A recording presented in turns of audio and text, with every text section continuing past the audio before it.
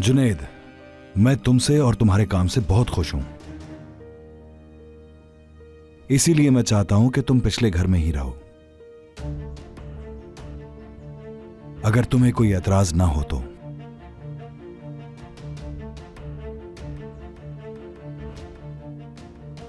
जुनैद, तुमने मुझे बताने से मना किया था, लेकिन मैं खुद को रोक नहीं सकी और करीम को बता दिया। उम्मीद है तुम मुझसे नाराज नहीं होगे।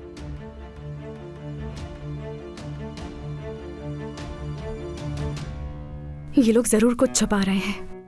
इन सब लोगों ने क्यों कहा कि वो मर चुकी हैं? कुछ तो छुपाया जा रहा है मुझसे।